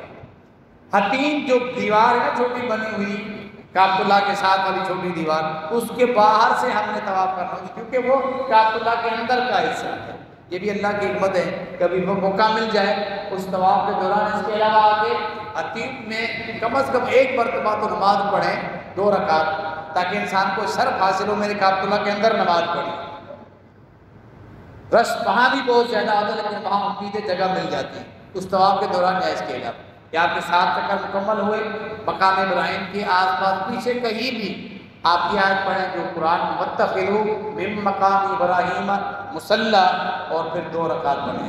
2 رکعت میں پہلی سے فجر سے پہلے کی 2 رکعت ہلکی ہیں، پہلی رکعت میں سورۃ فاتحہ کے بعد سورۃ الکافرون، دوسری رکعت میں قل ھو اللہ احد۔ یہ 2 رکعت پڑھ کے فارغ ہو گئے آپ۔ اب آپ جائیں گے صحیح کرنے، اس سے پہلے جب آپ نے 2 رکعتیں پڑھ دی، زمزم کا پانی پینا خوب پیٹ بھر، اچھی طرح زمزم کے جو کولر لگے ہوں وہ آپ پئیں، ٹھنڈے پانی کے کولر پئیں، اور تازہ پانی جو ٹھنڈا نہیں، غیر مفرد لکھا ہوتا ہے، ناٹ کولڈ، وہ بھی کچھ لوگ تیز ٹھنڈا پینے کے عادی، کچھ ہلکا وہ مکس کر کے پیتے ہیں، تو اکثر مشورہ یہ دیا جاتا ہے کہ غیر مفرد ناٹ کولڈ پانی پئیں، کیونکہ وہاں اکثر آپ جائیں گے آپ کی بسوں میں، رہائش میں، مکت اور مسجد میں خوب اسپیڈ سے اے سی چل رہے ہوتے ہیں، اکثر لوگوں کو کھانسی گلے میں پکڑے دیے جاتے ہیں، ان کی چھاتی کیا ہے انفیکشن ہو جاتا ہے، کھانسی خوب کھانسی، تو کوشش کریں کہ ٹھنڈا پانی بہانا، زمزم کا پانی۔ ویسے بھی جو یہ جو ٹھنڈا پانی کرتے ہیں نا، فاسٹ جو چل کرتے ہیں، کئی مشینوں سے اس کو گزارتے ہیں، اتنی بڑی تعداد میں سب کو پانی میسر کرنا ٹھنڈا، تو اس میں اس کی اصل حیت میں کچھ کمزوری آ جاتی ہے۔ آپ غیر مبرد پئیں گے وہ اصل کنویں والا پانی، آپ کو فائدہ اس کا زیادہ، تازہ پانی اپنے آپ کو عادی کریں، صحت کے لیے بھی مفید ہے، وہ پانی خوب پئیں اور آنکھوں کو بھی لگائیں، چہروں کو بھی، سینے پر بھی، سر پر بھی پانی گرائیں۔ لازمی نہیں کہ اس سے آپ غسل کریں، لوگ بوتلیں بھر بھر کے جاتے ہیں وضو کرتے ہیں، یہ لازمی نہیں، سر پہ لگانا، چھاتی پہ لگانا، آنکھوں کو ملنا یہ کافی ہے، اور فصل ہے پینا، خوب پئیں۔ کوشش کریں کہ ہوٹلوں میں بھی زمزم لے کے جائیں، جتنے دن آپ رہیں 40-45 دن زمزم پیتے رہیں، صحت مند ہو کے آ جائیں گے انشاءاللہ۔ خوب زمزم پیتے رہیں، کہ کوشش کریں آپ جو منرل واٹر وہاں ملتا ہے اس کے بجائے زمزم پئیں، تو انشاءاللہ آپ کی صحت کے لیے مفید۔ اب آپ نے زمزم پیا، اب آپ دعا پڑھیں گے ان الصفا والمروہ من شعائر اللہ۔ اللہ کے نبی نے فرمایا ہم بھی وہیں سے شروع کریں گے جہاں سے اللہ نے شروع کیا، اللہ نے پہلے صفا کا نام لیا پھر مروہ کا، ہم پہلے صفا پہ جائیں گے پھر مروہ، یہ الفاظ یاد ہو تو پڑھنے چاہیے۔ وہاں سے بالکل نشان لگے ہوئے ہیں، آپ گیلریوں سے سیدھا صفا کی طرف جائیں گے۔ اب یہ پوری لمبی گیلری بنی ہوئی صفا اور مروہ صحیح کی جگہ، ground floor, first floor, second, third, fourth floor, جہاں آپ کو آسانی ہو وہاں آپ پہنچے۔ وہاں صفا پر پہنچ کر काबतुल्लाह की तरफ देखें, रुक करें, नज़र पड़े तो अच्छी बात है। एक दुआ साबित है, अल्लाह अकबर अल्लाह अकबर अल्लाह अकबर 3 दफ़ा कहें। इंशाअल्लाह जो बुकलेट साहब को मिलेंगे उसमें भी वो दुआएं लिखी हुई हैं। फिर ला इलाहा इल्लल्लाह वहदहु ला शरीका लहू लहुल मुल्क व लहुल हम्द व हुवा अला कुल्ली शैइन क़दीर। ला इलाहा इल्लल्लाह वहदहु सदक़ वअदहु अंजद वअदहु व नसर अब्दहु व हज़मल अहज़ाब वअदहु। ये दुआ के बाद ये पढ़ के हाथ उठा के काबतुल्लाह की तरफ करके दुआएं पढ़ते, जितनी अल्लाह आपको तौफीक दे। ये हज और उम्रा आप नोट करेंगे हैं ही दुआओं के, तमाम इबादत का मगज़ दुआ है, ये है ही दुआ। तवाफ के दौरान आप उठना दुआ है, सही के दौरान ये दुआ। अब आप फिर ये पढ़ने के बाद आप सफ़ा से मरवा जाएंगे। दरमियान में सद बत्तियों में मर्दों ने दौड़ लगा दी, ख़वातीन नॉर्मल चलेगी। इसके दौरान भी दुआएं करते रहे, खामोश ना चले, दुआएं करते रहे। दुआओं में क्या है? अल्लाह से जन्नत का सवाल करें, कब्र के अज़ाबों से पनाह तलब करें, जहन्नुम के अज़ाबों से पनाह की तलब करें, रिज़्क़ की तंगी से पनाह तलब करें, अल्लाह से हलाल रोज़ी मांगे, औलाद की इस्लाह की दुआ मांगे, खात्मा बिल खैर की दुआ मांगे, सारी दीन की, दुनिया की, आखिरत की भलाइयाँ इंसान मांगे। जामे दुआएं जो मारूफ है वो याद करके जाएं, अल्लाह से उसका फजल तलब करें, अल्लाह से दुआ करें अल्लाह इस घर में हमें बार बार तो बुलाता रहे।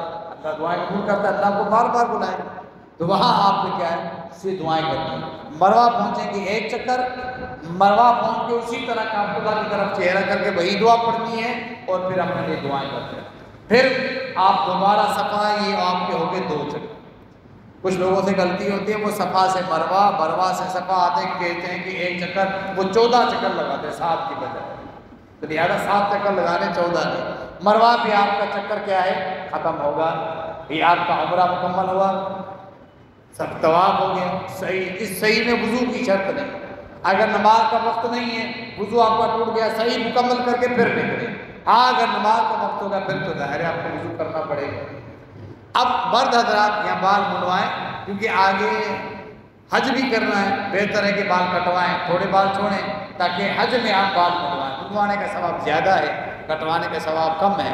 ख़वातीन सिर्फ अपनी उंगलियों के पोरे के बराबर अपने होटल में जाकर ही वहाँ पहुँचे। लोग तो इस कदर यानी कि सफाई का इत्माम नहीं करते, मरवा पे पहुँच के फ़ौरन वहीं अपने बाल काट रहे होते हैं, वहीं गंद बाल बिखर रहे होते हैं मस्जिद हराम में। लोग इस कदर यानी कि वो मुगफ़ल होते हैं, बेकार किस्म के होते हैं, हल्कापन होता है लोगों में। लोगों ने एक और बिदत निकाली, तवाफ के बाद 2 रकात देना, अब लोगों ने शुरू कर दिए सही के बाद भी 2 रकात, ये लोगों ने निकाला। अब हमारे अक्सर लोगों को पता नहीं, कहते यार ये भी 2 रकात पढ़ रहा है, मुझसे रहने जाए, सारे शुरू हो गए। पता होता है सही के बाद की 2 रकात नहीं। नमाज का वक्त है तो नमाज पढ़ें, कोई फ़र्ज नमाज हरम में चल रही आप भी वहीं सफ़े बन जाएंगे, लेकिन सही के बाद की 2 रकात नहीं। आपने क्या है वहाँ सही से आप फारिग हुए, नमाज का वक्त हुआ, नमाज पढ़ें, फिर आप चले जाएं नाई के पास, मर्द हज़रात जाएं, अपने बाल कटवाएं या मुंडवाएं। ख़वातीन घर में जाकर पोरों के बराबर सारे दोनों हाथों से सारे बाल एक जगह जमा किए, फिर आगे करके खुद भी काट सकते हैं, कोई दूसरी खातून भी काट सकती है। और ये लोगों में मशहूर है कि एक आदमी जब तक अपने बाल न कटवाए दूसरों के नहीं काट सकता, ये भी गलत है। एक आदमी दूसरे के बाल काट सकता है, एक हाजी दूसरे के बाल काट सकता है, मोड़ सकता है, इसमें कोई पाबंदी नहीं है कि इसने अपने नहीं कटवाए, ऐसा कोई शर्त नहीं है। इस तरह आपका ये उम्रा मुकम्मल हो। ये था उम्रे का तरीका। ये इब्तिदा में इसलिए बनाया कि अब हज के सिर्फ थोड़ी चीज़ें हैं, मिना, अरफा और मुज़दलिफ़ा, जमरात, बाकी चीज़ें हमने तकरीबन समझ ली। लेकिन रसूलुल्लाह जी का महीना शुरू हो गया है, उसमें बाल काटने मना है, नहीं, ये पाबंदी यहाँ है कुर्बानी करने वालों के, हाजियों के लिए पाबंदी नहीं। उसने उम्रा के बाल कटवा दिए ज़िलहज के दिनों में।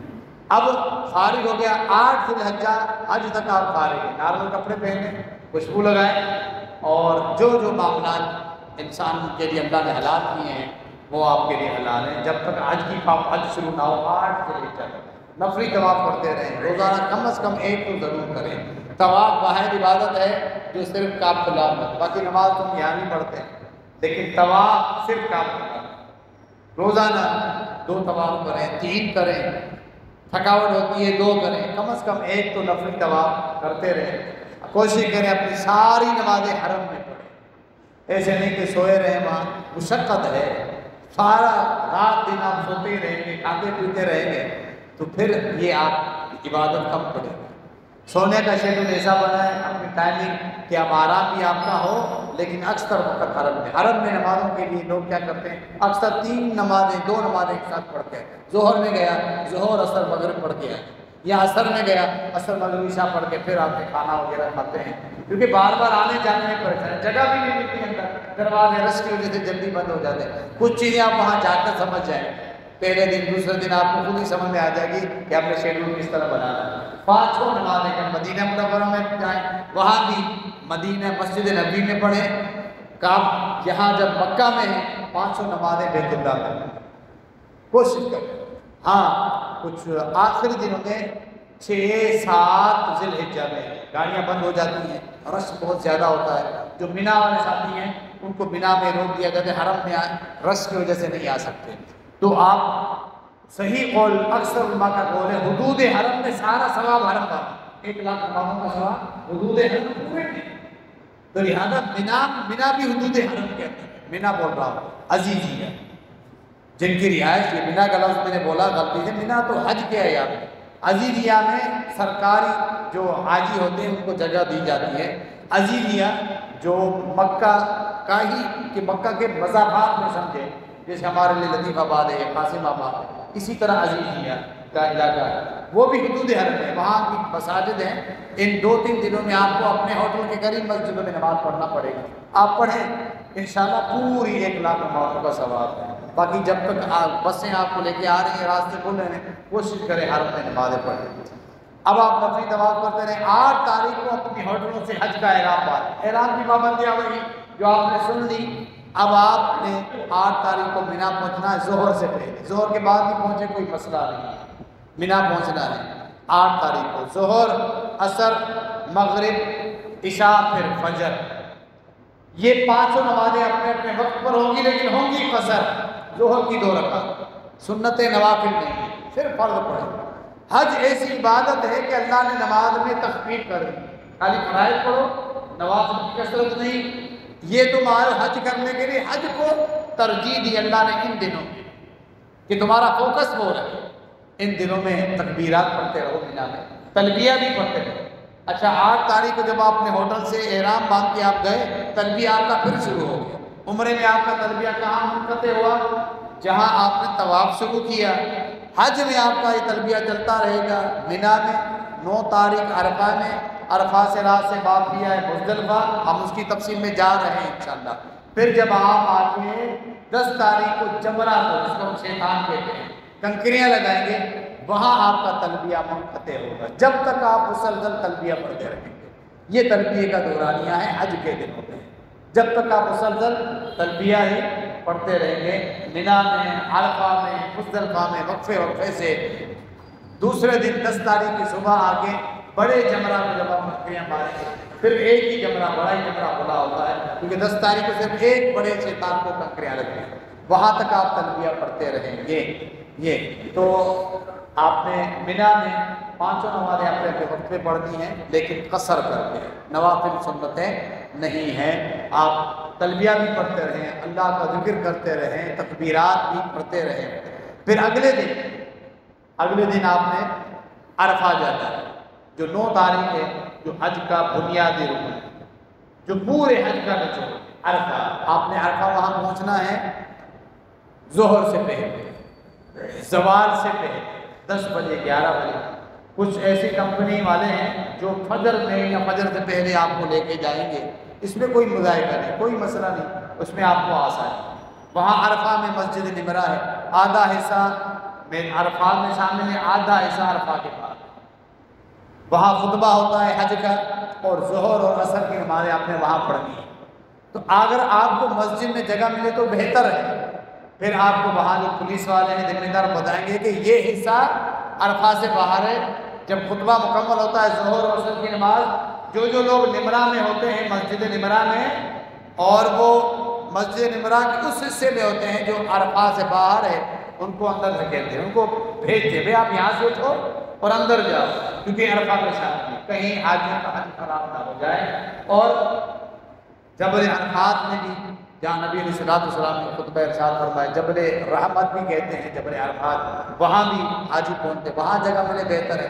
آگے پورا میدان عرفات میں خیمے ہیں، آپ کسی خیمے میں بھی رہائش اختیار کریں، کوئی مسئلہ نہیں، لازمی نہیں کہ سب کوئی مسجد نمرہ میں پہنچیں، اتنی جگہ نہیں، اکثر لوگ اپنے خیموں میں چلے جاتے ہیں مسجد نمرہ میں، تو اتنی گنجائش نہیں ہوتی، 1-1.5-2 لاکھ کی گنجائش ہوتی ہے، باقی اتنے سارے حاجیوں کی گنجائش نہیں ہوتی۔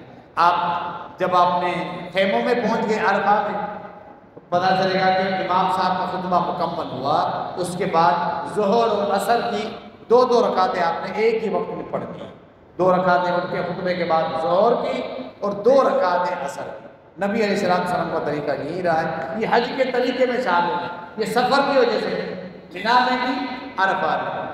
اس میں اب کیا ہے کہ احناف اختلاف کرتے ہیں، وہ کہتے ہیں کہ نہیں 4 رکعتیں ہم پڑھیں گے ظہر کی، اور عصر کے وقت پہ عصر کی 4 رکعتیں پڑھیں گے، وہ پھر اپنی علیحدہ جماعت کر رہے ہوتے ہیں۔ حالانکہ احادیث میں واضح ہے، نبی علیہ السلام نے 2 رکعتیں ظہر کی پڑھی، سلام پھیر کے اسی وقت میں 2 رکعتیں عصر کی، کیونکہ عرفہ ہے ہی پورے حج کا نچوڑ۔ اب آپ مغرب تک وہیں رہیں گے، مغرب نماز آپ پڑھیں گے نہیں، مغرب سورج غروب ہونے تک آپ نے عرفہ کے حدود کے اندر رہنا ہے۔ خوب دعائیں، یہ پورے آپ کے حج کا نچوڑ ہے، خوب دعائیں، بالخصوص جو بڑی دعا ہے لا الہ الا اللہ وحدہ لا شریک لہ لہ الملک ولہ الحمد وہو علی کل شیء قدیر، یہ ذکر کثرت کے ساتھ کریں، اپنے لیے دعائیں بھی کریں۔ یہ وہ عرفہ کا دن ہے، اللہ رب العالمین جس دن سب سے بڑی تعداد میں لوگوں کو جہنم سے آزاد کرتا ہے، کوشش کریں کہ ہمارا شمار بھی ان میں ہو جائے انشاءاللہ، کہ ہم بھی جہنم سے آزادی کا پروانہ اللہ کی طرف سے ہمارے لیے لکھ دے۔ دعائیں کرنی، رونا ہے، رونا نہ رہا تو تسن و تکلف کر کے روئے، آنکھوں سے آنسو نکالتے، اللہ کو یہ دائیں نہیں پسند۔ وہاں غلطیاں کیا ہوتی ہیں، مغرب تک دعائیں کرتے رہنی چاہیے، تھوڑی تھک جائیں آرام کریں، پھر اٹھ کے دعائیں کریں، تھک جاتے ہیں آرام کریں، پھر اٹھ کے دعائیں کریں۔ غلطیاں کیا ہوتی ہیں، ہمارے پاکستانی کی تھوڑی عادت ایسی ہے نا، مفت کا مال آ جائے اس کے پیچھے بھاگتے ہیں، ساری دنیا ایک طرف ہو جائے۔ ہم چائے کے شوقین ہیں اکثر پاکستانی، وہاں پھر لوگوں کی خدمت کرنے میں مختلف کمپنیوں والے، ایک تو وہ عربی چائے ہوتی ہے کہا ہوا، پاکستانی تو وہ پیتے نہیں، دودھ والی چائے بھی لے کے آتے، بڑے وہ تھرماس بھر کے آتے ہیں، پھر وہ چلو آپ کو چائے شام کی چائے کی عادت ہے، ایک دفعہ آپ نے پی لی تو عادت پوری ہو گئی، ابھی بعد میں لوگ وہاں جوس دیتے ہیں، بسکٹ دے رہے ہیں، فروٹ دے رہے ہیں، جو آئے گا بھاگیں گے، ان کو چینا جھپٹی میں لگے لے لیں۔ اس افراتفری میں مال لینے کے چکر میں عرفہ کا قیمتی وقت لوگ ضائع کرتے ہیں۔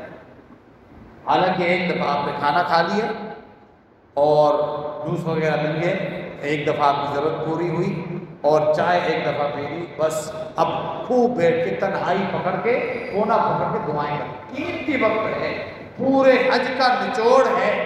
عرفہ پہ جس نے پاؤں نہیں رکھے، رات گزر گئی، اس کا حج بھی نہیں، اس قدر یہ ضروری معاملہ۔ تو یہ مغرب تک اپنے لیے دعائیں کرنی ہیں، اللہ کو راضی کرنا ہے، جنت کا سوال، جہنم و قبر کے عذاب سے پناہ طلب کرنی ہے، اپنی اولاد کی اصلاح، حلال روزیاں اللہ سے مانگنی ہے، اور خاتمہ بالخیر کی دعائیں اللہ سے علم نافع اور پھر دنیاوی جائز چیزیں بھی اللہ سے طلب کرنی ہوتی ہے۔ تو ساری دعائیں عرفات میں مانگی جاتی ہیں۔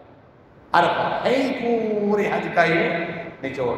مغرب ہوئی، وہاں عرفہ سے ہم نکلیں گے مزدلفہ، مینا سے جب ہم عرفہ جاتے ہیں راستے میں مزدلفہ آتا ہے، لیکن جاتے وقت مزدلفہ میں قیام نہیں۔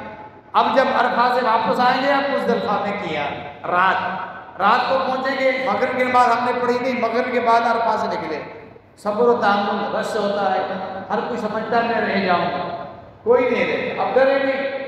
جیسے میں نے کہا نا، وہ لوگ پہلی دفعہ جب بسوں سے اترتے اپنا سامان اتارتے وقت ہوٹل کے کمرے، لوگ سمجھے میرا سامان لے جائے گا، مجھے ہوٹل میں جگہ نہیں ملے، ایک ہاڑا ہوڑی والی کیفیت ہو جاتی ہے، ایک ڈر اور خوف والی کیفیت، کچھ بھی نہیں ہوتا، ہر ایک کو ہوٹل کی جگہ ملتی ہے، سب کا سامان محفوظ ہوتا ہے، آپ سکون، آرام، تحمل سے اپنے معاملات کریں، گڑیا نہیں کریں، وہ پریشان نہیں ہو، نروس نہ ہو، یار مجھے میرا کیا بنے گا، کسی کا کچھ نہیں، اللہ سب کو پورا کرے گا۔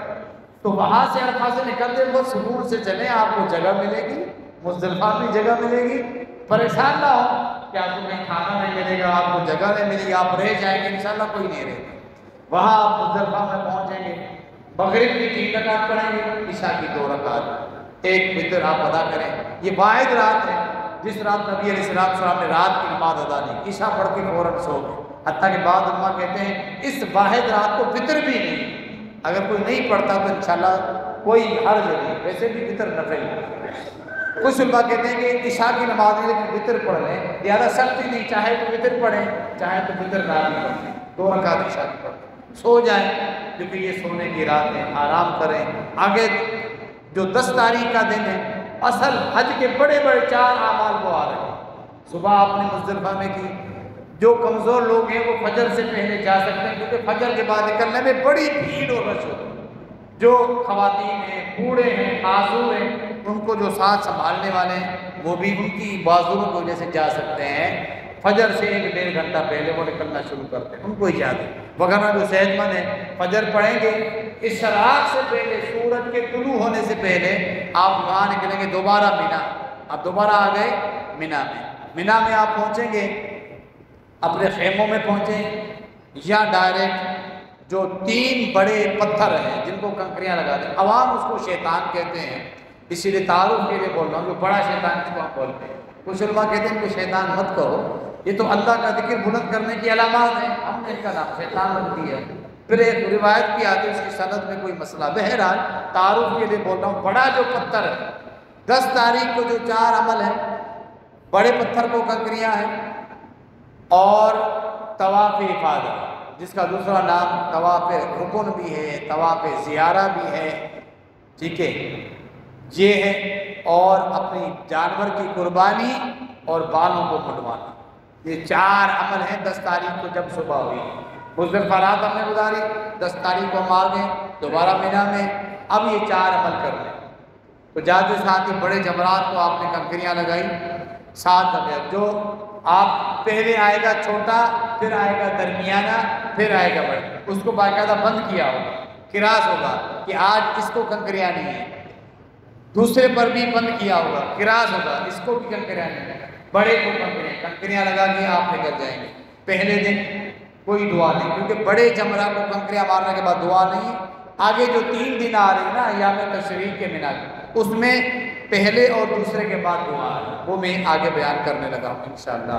یہ کنکریاں ہم نے مارنی ہیں زوال سے پہلے، صبح سے، اگر زوال ہو جائے، دیر ہو جائے، کوئی فدیہ اور دم نہیں ہے، کنکریاں ہم نے ماری، یہ اس سے فارغ ہو گئے۔ اگر ہمت ہے اسی دن طواف افاضہ کرنے کی، چلے جائیں، عبداللہ سفر ہے، سواریاں رش کی وجہ سے سواریاں نہیں چلتی، پیدل چلے جائیں، 2-2.5 گھنٹے لگیں گے، ہمت ہے تو جائیں، رش بھی ہوگا۔ اگر ایام تشریق میں طواف افاضہ کر لیا جائے تو جب بھی جائے گا، 11 تاریخ، 12، 13 تک طواف افاضہ، بعض علماء کے نزدیک ذی الحجہ کے پورے مہینے میں بھی طواف کر سکتے ہیں اگر آپ کو فلائٹ کی واپسی کی گنجائش ہے، اگر آپ کوشش کریں پہلے دن یا دوسرے دن طواف افاضہ آپ کر لیں، کیونکہ حج کا رکن ہے، اور آپ کی قربانی تو آٹومیٹک ہو جائے گی، آپ نے کارڈ دیا ہوا ہے اور آپ نے بال منڈوانے ہیں، اس کی ترتیب آگے پیچھے ہو جائے کوئی حرج نہیں۔ اکثر لوگ کنکریاں مار لی، آپ کو بول رہے ہیں یار ہم بال کیسے منڈوائیں، پتہ نہیں ہمارا جانور کی قربانی ہوئی ہے کہ نہیں، کوئی شرط نہیں، یہ چاروں کام آگے پیچھے ہو جائے کوئی شرط نہیں، آپ نے پیسے جمع کروا دیے، اس دن دوسرے دن آپ کا جانور قربان ہو، تیسرے دن آپ کا حج قبول، آپ کے معاملات ہو جائیں گے، آپ پہلے بال منڈوا سکتے ہیں، صحیح بخاری کی واضح حدیث ہے، ایک آدمی آتا ہے کہتا ہے میں نے بال منڈوا لیے، جانور تو میرا قربان نہیں ہوا، فرمایا کوئی حرج نہیں، جب اللہ کے نبی علیہ السلام جو شارع ہیں خود بیان فرما رہے ہیں، ہم نے وہاں لوگوں کو چیخ کے کہا لیکن لوگ نہیں مانتے، نہیں بھائی نہیں، میرا جانور قربان ہے، میں تو بالوں کو آگ نہیں لگاؤں گا، اللہ کے بندے، صحیح بخاری کی حدیث ہے، اللہ کے پیغمبر نے اجازت دی، لوگ وہ تھوڑا حساس زیادہ ہو جاتے ہیں نا، مانتے نہیں، چاروں کام آگے پیچھے ہو جائے، کوئی ڈائریکٹ طواف افاضہ کر کے آ جائے پھر آگے جمرہ کو کنکریاں مارے، کوئی حرج نہیں ہے، پہلے ہی کوئی آدمی اپنے بال منڈوا لے، اس کے بعد کنکریاں مارے، کوئی حرج نہیں، چاروں کام ترتیب میں آگے پیچھے ہو جائے، شریعت میں اجازت ہے، کوئی حرج نہیں۔ اب آپ کے دن ہو گئے ایام تشریق، मिना के अयाम, मिना के जो 3 अयाम हैं अभी, 10वां दिन, उसके बाद 11, 12 और 13। 10वां दिन ये, 11, 12 और 10वां दिन आपका मुकम्मल हुआ, 4 अमाल आपने कर लिए। अब 11 और 12 और 13 बाकी 3 दिन। सूरह बकरा में वादे है, अगर आप 2 दिन रहना चाहते हैं और दूसरे दिन कंकरियां लगा के निकल जाएं तो आपको इजाजत, आपका हज मुकम्मल। और अगर कोई 3 दिन रह रहा है, सवाब ज्यादा मिलेगा तो वो भी सही है। 2 दिन 11 और 12 भी रह सकते हैं और 13 दिन रहें तो ज्यादा सुन्नत पे अमल होगा। इन दिनों में क्या करना है, दिन के औकात में अगर आप मक्का शहर में जाएं, आपका होटल है, आपको आसानी है तो जा सकते हैं। रात गुजारना जरूरी है और नमाजें आपकी मिना के इन दिनों में, मिना में आपकी नमाजें उसी तरह तमाम नमाजें अपनी अपनी औकात पर होंगी, लेकिन होंगी कसर।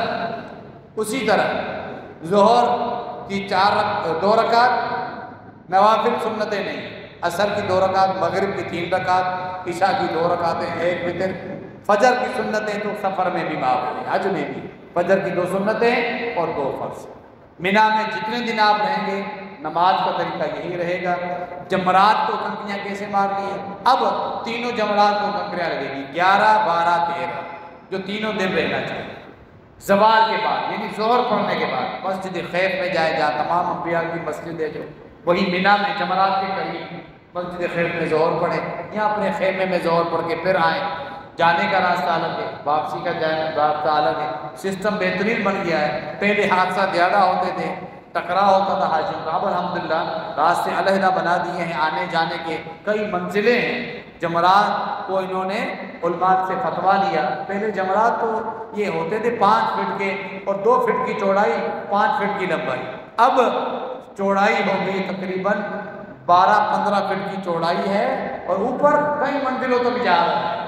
उलमा से बाकायदा लजना ने फतवा दिया है, उन्होंने बाकायदा मंजिल ऊपर लेकर जाए, वो जमरा ऊपर जा रहा है, उसको कंकरियाँ जो मारनी होती है अल्लाह अकबर कह के मारनी है। 7 कंकरियाँ हैं, हर कंकरी में अल्लाह अकबर, वो उस हौज के अंदर कंकरी जाए, चाहे पत्थर को ना भी लगे। तो पहले ये 10 तारीख को, 11 तारीख को जोहर के बाद आपने तीनों जमरात को कंकरियाँ लगा दी। 7 कंकरियाँ, पहले जो छोटा आएगा उसको, फिर दरमियाना, फिर बड़ा। बेहतर ये है कि जब आप आए उस सिमत आए जिस दूर से मक्का का लगता और आपको नजर आएगा वो काबतुल्लाह की सिमत है, आपकी उल्टी जानिब बैतुल्लाह की तरफ हो और सीधी जानिब मिना की तरफ हो, उस तरफ आके कंकरियाँ लगाई, आगे जाके खूब काबतुल्लाह की तरफ चेहरा करके दुआएं कर, खूब दुआएं। फिर वुस्ता दरमियाने जमरे पर आए, उसी सिमत में खड़े हुए 7 कंकरियाँ लगाई, फिर दुआ करें। फिर आप बड़े शैतान पर आए, 7 कंकरियाँ मारी, वहाँ दुआ ली, वहाँ से आप निकल आएंगे। या तो मिना शहर चले जाएं, रात को वापस आएँ, या मिना में मक्का शहर में चले जाएं, रात को वापस आएँ, या तो मिना में आकर अपने खेमे में रिहाइश इख्तियार करें। 11 तारीख को भी यही तरीका है, 12 तारीख को भी। अगर कोई कंकरियाँ लगा के निकल जाता है तो उसको क्या है, हज उसका मुकम्मल है। 10 तारीख को जब आपने कंकरियाँ लगाई, कोई एक अमल किया तो आपकी एहराम की पाबंदियाँ खत्म। आप नॉर्मल कपड़ों में दिन गुजारेंगे, तवाफ़ इफ़ादा भी नॉर्मल कपड़ों में, और सही भी 10 तारीख को तवाफ़ के साथ सही करेंगे ना, वो नॉर्मल कपड़ों में करेंगे। एहराम की पाबंदियाँ खत्म। एहराम की चादरें आप उतारते हैं जब आपने कोई एक अमल किया। खुशबू भी लगा सकते हैं, सिर्फ जब तक तवाफ़ इफ़ादा ना करें। जो बीवी के साथ है, बीवी के साथ हक अदायगी, हक की ज़ौजियत बना है, बाकी सारे मामला उसके लिए क्या है, वो जायज़ है, बाकी मामला कर सकते हैं। 10 तारीख से जब कोई एक अमल किया तो नॉर्मल कपड़ों में ज़िंदगी गुजारेंगे। एहराम की पाबंदियाँ 10 तारीख को ख़त्म हो जाती हैं जब आपने कंकरियाँ लगाई, या आपके जानवर को कुर्बान किया गया, या आपने सर मुड़वा दिया, तो आप नॉर्मल कपड़े पहन सकते हैं। तवाफ़ इफ़ादा करने के बाद फिर मुकम्मल हलाल है, बीवी भी इंसान के लिए हलाल हो जाती है।